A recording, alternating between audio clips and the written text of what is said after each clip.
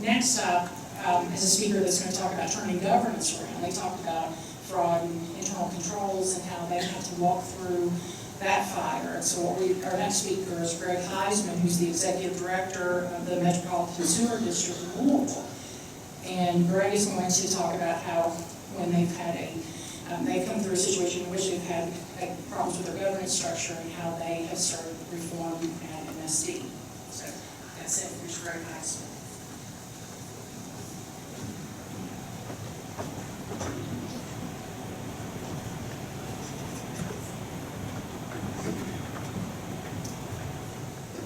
Morning, everybody. Let me first ask, how many folks here are from a water or sewer utility department district? Do we have any folks? We got a few folks here. That's good. Know them amongst friends. I'm here to be able to tell you about the story of the Metropolitan Sewer District, and probably what we need to do is click forward here a little bit. There we go. First, what I thought I'd do is give you a little bit of background about myself and how I got here today. 2 years ago, I had, in my wildest imagination, I never would have been in the Metropolitan Sewer District. In the fall of 2011, I was working with the board of the Louisville Water Company. I was served as president for 6 years at that time, and I was ready to begin the process of succession planning to be able to pick my successor and then begin to move on, because typically we do that about 18 months out. So set the stage. I was at a board meeting, Louisville Water Company board meeting on December 13th. Right after the board meeting, I got called over to the mayor's office and was asked to take a look at a draft of a copy of a state audit of the Metropolitan Sewer District. And I was asked by our Mayor Fisher at that time to take a look at this and tell me kind of how bad this is. 6 months earlier, the state audit was begun, actually 7 months back in May of 2011, and I began to take a look at that. I stayed there that evening up to about 8 o'clock that night. I remember specifically because I was supposed to be over at the inauguration of our governor on that Tuesday evening, and so I stayed back in the mayor's office. And the farther I went into the report, I thought this is not so bad. Then I got a call from the deputy mayor, chief of staff actually, and asked me what I thought thus far. I said, well, so far it looks like a pretty routine audit. And then she asked me very quickly, we'll turn to page 28, or whatever the number was. I wasn't quite there yet, so I turned to it real quick, kind of looked at it and realized that this is a pretty serious audit. It was kind of, oh my gosh, this is very, very serious.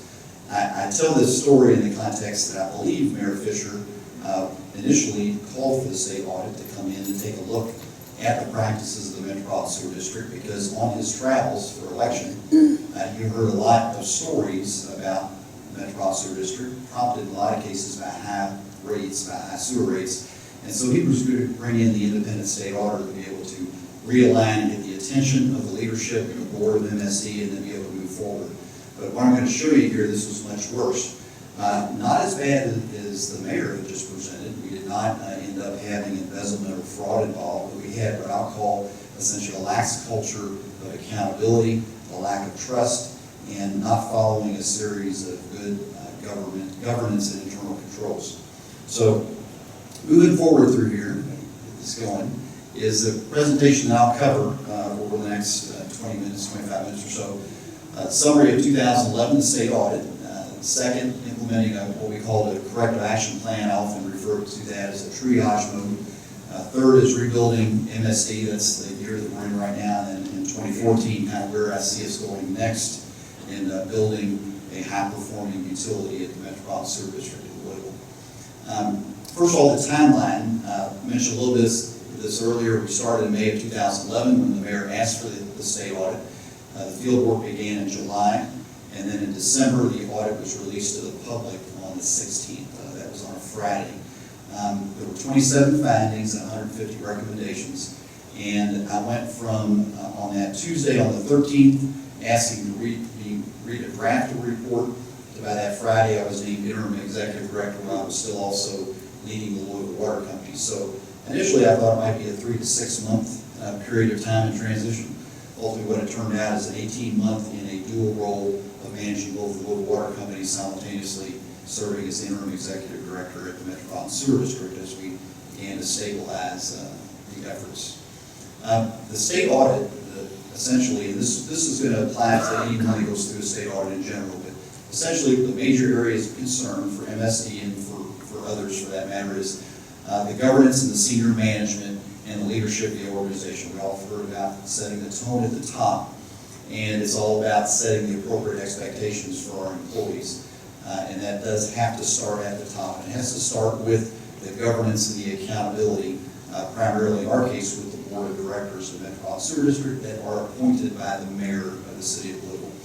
Second is the management reporting and the communications to the board. Those relax ethical standards and potential conflicts of interest were identified, various adequacy of controls that were in place or the lack thereof, the methods by which we procured legal and financial services. We had legacy financial and legal advisors that were dating back 15, 18, 20 years.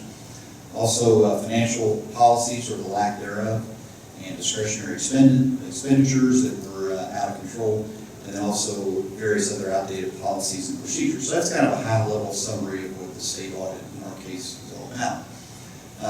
Essentially going into this, is, as I said, we were in essentially a state of emergency. The challenge for me was while we're running the Louisville Water Company, which was it's a very well-regarded organization, a very high-performing organization, and what we had built at the Louisville Water Company over a 10 to 12-year period had to be implemented at MSD over a 3, 6, 9, 12-month period. And I've never experienced anything like this, trying to make that much change in that short period of time. Going from a proactive organization to a much more reactive organization. So essentially we were in a situation of sitting around the table asking, well, what do we do next? Where do we go from here?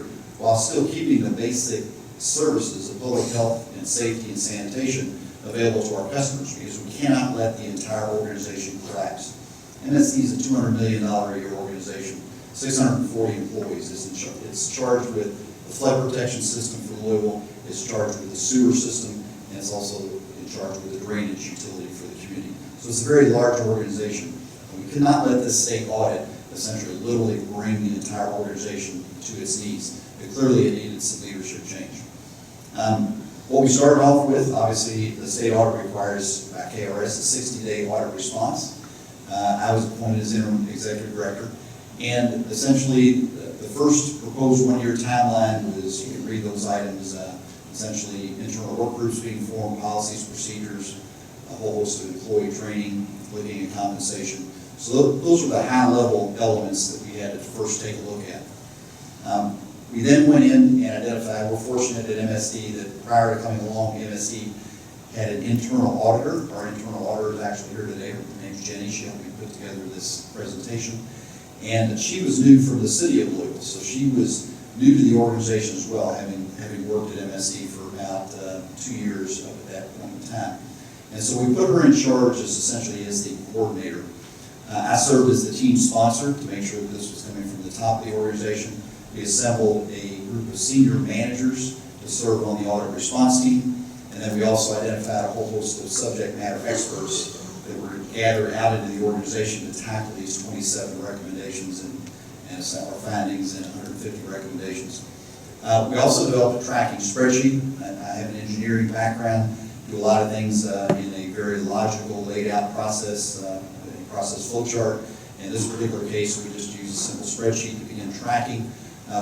Jenny took all of those recommendations and put those back groupings into the spreadsheet, and we started essentially allocating the tasks out to be able to tackle them one by one in clusters and in groups. We also recognized that we had to have a link into our board, and so our board has an audit committee, and the audit committee essentially was the steward to make sure that we keep progress over the next year. This is not intended to be able to read, but essentially it's the sample of the spreadsheet itself, and it identifies on the far left, it would identify the actual finding and recommendation, and then over on the far right it would be management's response, and then who would be accountable, and it was also a tracking spreadsheet that would show the progress that we're making, the percent complete on a particular item. That 60-day response was met by February 14th. We did ultimately started at every monthly board meeting. We have 2 board meetings a month. At the second board meeting of each month, which is open to the public, we had a report and progress towards our correction action plan. Ultimately, we completed all the state audit findings and recommendations. We agreed with all of them, and they were all implemented by December 10th of 2012. We had a goal to complete this within 1 year. The final update was approved by the MSD board. We had a public meeting. Ad Evelyn came to that public meeting and celebrated the success of getting through that year. And it was a very difficult year, getting through all this transition. Here's the chart we used, and we showed this each month as we went through. You can kind of see the linear straight dash line making linear progress, but in this case it's the number of items that were completed in the state audit, and then the next graph is just the percentage complete. And so essentially that helped us on a month-by-month basis to make sure that we were going to get to our end target goal by December. I kind of, the kid with Jenny is when I laid this out, I thought we could get this done in 6 months. It took us a full year to do the appropriate deep dive to be able to get into all of these and not just have a superficial gloss over of each of the items or recommendations. And I'll show some of the change that we had to go through in a second. So here's the significant corrective actions that we had to take. One is that we had to revamp, either create some new policies that did not exist, or to go through and revise many policies. Some of these policies dated back to the 1990s. There's some legacy stuff that went back into the 70s and 80s. We just did not have a good internal control system to continually keep policies updated and refreshed. So one, we had to develop what I call a policy on policies, essentially a policy development. How do you put this program in place and have a uniform and consistent structure? But then we had to tackle the major policies of ethics and conflict of interest, property management, records retention, charitable contributions, travel. It's just a host. There were dozens of these that we had to go through and completely revamp. So get the old policy out, determine that if it needed change, virtually every one of them needed a complete overhaul or change, and then ultimately get it adopted by our policy committee at the board. We also implemented along the same line essential whistleblower policy and a new ethics hotline. We started producing monthly financial reports to the board. I believe the board that governed $200 million a year did not have monthly financial reporting. And so that was put in place on a monthly basis. We were criticized with respect to the compensation system that we used, so we had conducted a compensation study. And then we also, as I mentioned earlier, had legacy contracts with attorneys and financial advisors that had gone back nearly 20 years. We had to put out new RFPs for both financial advisors, and now we have a suite of attorneys that provide services to MSD. And then what we also did, we have 5 committees now of the board. So each one of our board committees, from policy, audit, personnel, infrastructure, finance, etc., each one of them had a unique board committee charter, and those charters are reviewed every year. So as you can see, we're beginning to develop a consistent methodology associated with policy development, internal controls, and a process-driven culture as opposed to a reactive-driven culture. A lot of what I brought to MSD borrowed and came from the Louisville Water Company. And again, that was developed over a 10 to 12 year period. So we were putting this into very fast, high-speed motion at MSD.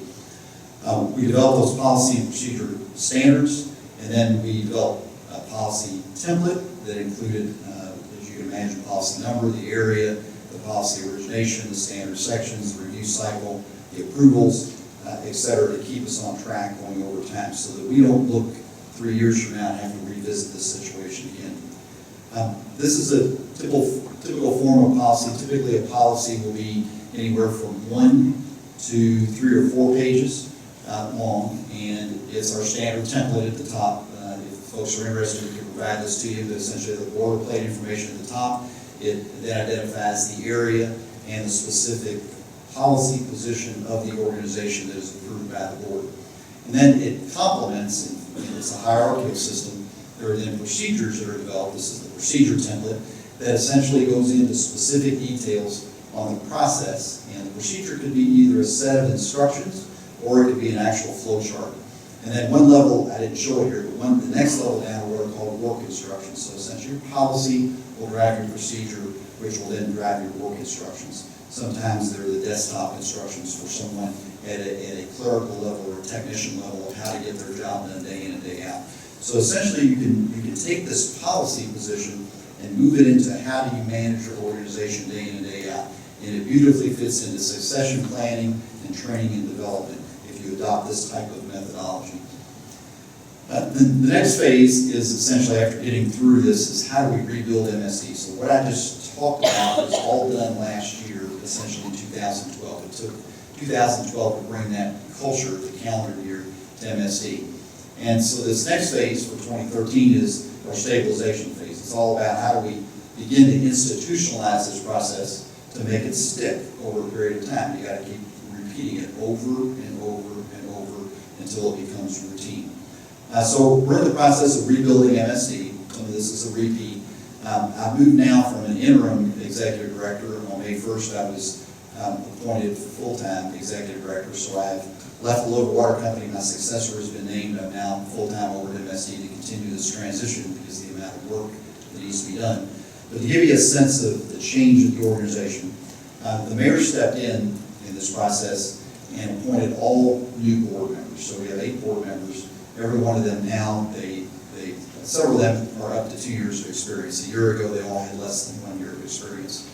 We also got a new CEO or a new head, that's myself, the executive director, a new CFO, a new chief engineer, a new human resource director, a new general counsel. So not everyone at the top of the organization would change, but 60% of the senior management would change, and 100% of the board was changed.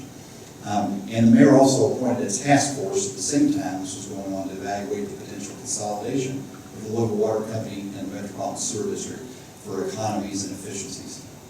So in the first year, I mentioned the corrective action plan. These are the elements we took a look at, everything from discretionary spending to travel. We put a freeze on a whole host of items, everything from overtime to travel, and a whole host of items that were not really tied to our mission.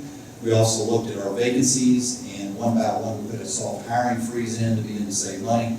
Essentially, I came into the organization, essentially called timeout with the organization to make sure that we can get a handle on it in light of the state audit and in light of the negative media exposure that we were getting. So these are the first year in 2012. That's a significant amount of the items that we were covering. That corrective action plan, which I mentioned earlier, covered revised policies and procedures, and those are listed there. A number of those I covered earlier already. Then a lot of the heavy work and the heavy lifting started is when we had to issue RFPs for a new suite of attorneys, for a new financial advisor, for a new human resource consultant. All those had to be developed from scratch because we did not issue RFPs in the past. We also had to evaluate our board committee structure. We had to conduct a board orientation workshop. We had to adopt an annual audit plan. We had to provide monthly financial reports. And as a sideline to this, February of 2012, I kind of asked, I don't hear much about the union. We have a union labor force at MSD. We have actually 2 unions. And I said, well, where's our union contract? I'm not hearing anything. And somebody looked down at their wrist and said, well, in about 2 weeks, the union contract's expiring. I said, you gotta be kidding. It was amazing the reactive nature of MSD. And so right on top of that, we had to begin negotiations with our union in order to be able to keep the stability for our frontline workforce going on. So you can imagine the amount of change that was going on in 2012. And then also we had to complete that action plan, that 1-year action plan. So a tremendous amount of change. Second year, we're now in the 2013 calendar year, this year that we're in right now. We've now moved on, and the employee training has all been put into place with everything from ethics policies to contribution policies, et cetera. All employees have been trained. We have now established what we call a policy review committee. So we're institutionalizing that structure. And the policy review committee, I am the sponsor, and we have senior management on that committee. So the policies come up from within the organization. So any new policy, this review committee will approve before it goes to our full board for approval. And it will also be the entity that's responsible for making sure that we keep on track associated with making sure our cycles for policy renewal. So if we have a 2-year policy review cycle, this group will make sure that we're keeping on track with that review cycle. We also had to integrate this into our internal audit plan. We had the corrective actions involved with our external auditors, and then we also had the annual follow-up that we do. Continuing the institutionalization, this proceeds forward with integrating into our financial audits, our 10-year pro forma. Before we did not have pro formas as part of the operations of MSD. Had to get into our fiscal year 14 budget, get our rate increase approved, And we also had to clean up our financial portfolio.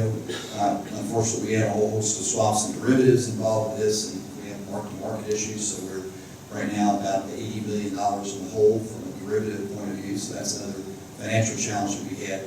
And at that point, we're starting to begin to get the cleanup done, so we start looking at this a little bit more proactively. So the next bullet is, this past May, we started the discussion of developing a strategic business plan. So that begins the process of looking forward. We also started talking about developing a 20-year capital plan. So that begins the process to start to look forward. So we're beginning to, as we institutionalize the new processes and controls, we begin to start looking forward. And that has just started to happen in the last several months. And then we're also right now looking at management reorganization to match our strategic planning initiatives. All this is going on while we have to maintain the day-to-day operations. We have to maintain the flood protection system. We have to maintain our emergency response because we're an emergency responder, first-line response for the community of Louisville. We also have an $850 million EPA consent decree. So one of the first meetings we had to have was with EPA folks out of Region 4 to make sure that they don't believe that the state audit is going to collapse the organization and the federal court system has to step in and examine the consent decree. Right now, we have to make sure that that consent decree stays on track.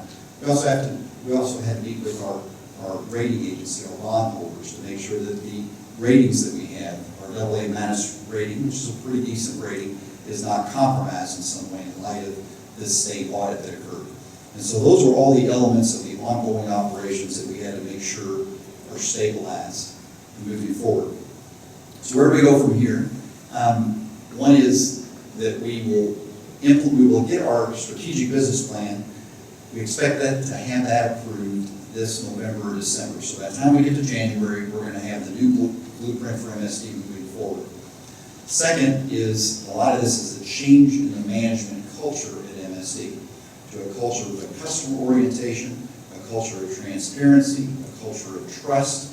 All that has to be embedded from everything we do, from the vision to the mission to the values of the organization. And it has to start at the top. It has to start with the board, and it has to start with me and our executive team. So that's what we're building right now, is transforming this culture to one of customer orientation, one of trust, one of accountability, one of performance.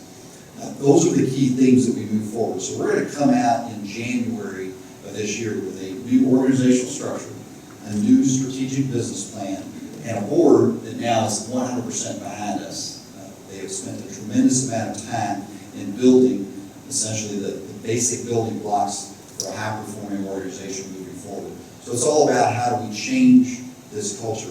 We're now beginning to reach out and recognize that we are accountable to a whole host of constituents. So not just the employee constituency, before we were internally oriented, we're accountable to our customer base that pay the water and sewer bills every month. We're accountable to the regulators. We're a highly regulated entity in the context of environmental regulations through the Clean Water Act.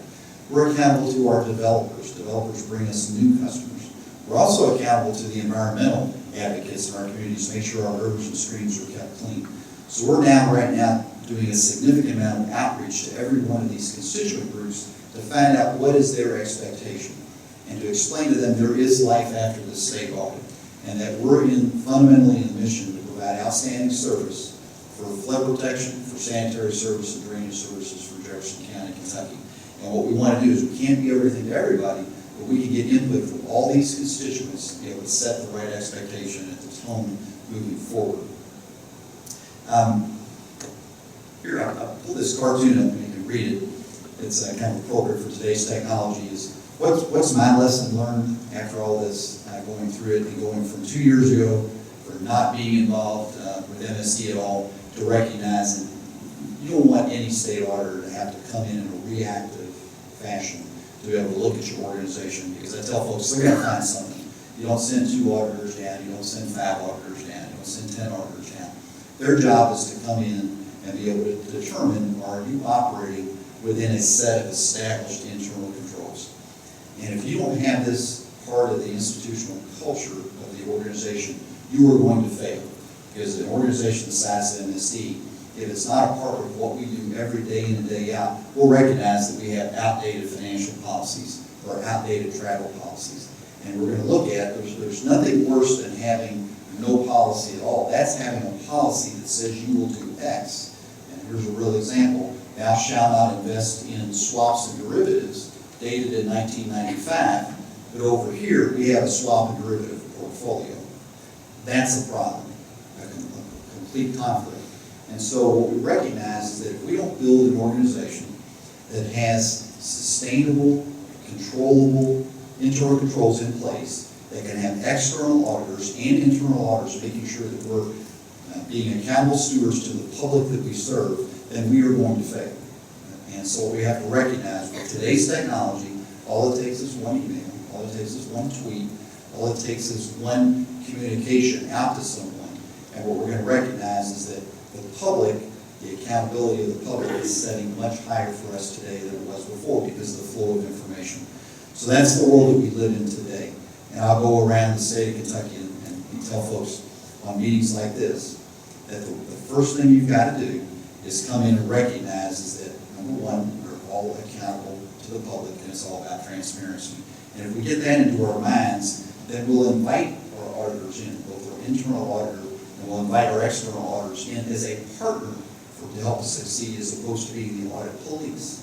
And once we get that mindset that they are a partner with us in accountability, we'll recognize that we can move forward collectively as an organization and being in the business of public health and safety. So those are my comments. I will take any questions, depending on how much time that we have. Do we have any questions at all? Yes. No questions? Okay, thank you very much.